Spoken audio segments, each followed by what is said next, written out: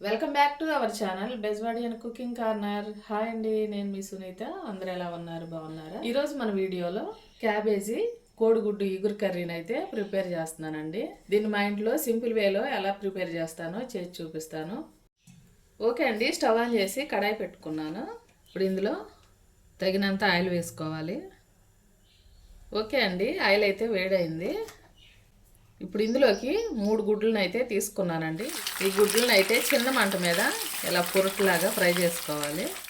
Okay అండి, చూసారు కదా, ఇలా లైట్గా ఫ్రై అయితే సరిపోతుంది. తీసేసుకుంటున్నాను. 1 స్పూన్ ఆవాలు వేసుకున్నాము. 1/2 స్పూన్ జీలకర్ర అండి.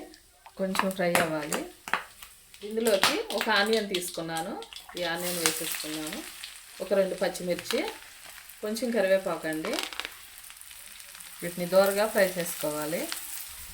ఓకే అండి, చూసారు కదా, కొంచెం ట్రాన్స్పరెంట్గా ఫ్రై అయిపోయినాయి.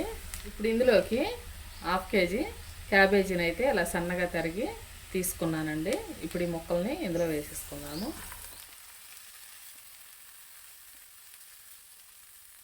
ఇప్పుడు మూత పెట్టుకొని చిన్న మంట మీద ఒక 10 నిమిషాల పాటు ఉడికించుకోవాలండి.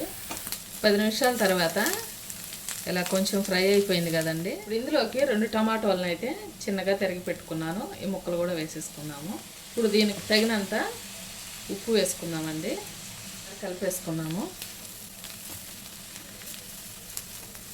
ఇప్పుడు ఈ టమాటో ముక్కలు మెత్తగా ఉడికేంత వరకు మళ్ళీ మూత పెట్టుకొని ఉడికించుకున్నాము.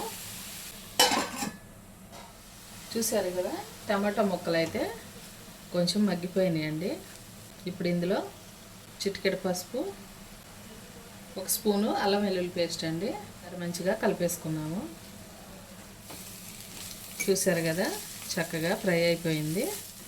ఇప్పుడు ఇందులో 1/2 స్పూను కారం వేసుకుంటున్నాను. కలిపేసుకున్నాము. కారం వేసిన తర్వాత చిన్న మంట పెట్టుకోవాలండి. త్వరగా అడుగు పెట్టేస్తుంది అన్నమాట. చూసారు కదా, కారం అయితే పచ్చివాసన పోయిందనమాట. ముందుగా ఫ్రై చేసి పెట్టుకున్న ఈ గుడ్డు మిశ్రమం ఉంది కదా, దీన్ని కూడా ఇందులో వేసేసుకున్నాం. ఒకసారి మంచిగా వేసుకున్నాం కదా. ఇప్పుడు మళ్ళీ 1 నిమిషం పాటు మూత పెట్టుకొని ఉడికించుకుందాము. ఆయిల్ అయితే సపరేట్ అయిపోతుంది. కర్రీ ప్రిపేర్ అయిపోయిందండి. ఫైనల్లో కొంచెం సన్నగా తరిగిన కొత్తిమీర ఉంటే యాడ్ చేసుకోండి. నాకైతే ఇంట్లో అయిపోయిందండి, వేయట్లేదు. ఇంతేనండి, కర్రీ అయితే రెడీ అయిపోయింది. స్టవ్ ఆఫ్ చేసుకుంటున్నాను. క్యాబేజీ కోడిగుడ్డు ఇగురు కర్రీ అయితే ప్రిపేర్ అయిపోయింది. ఇలా బౌల్లోకి తీసుకున్నాను.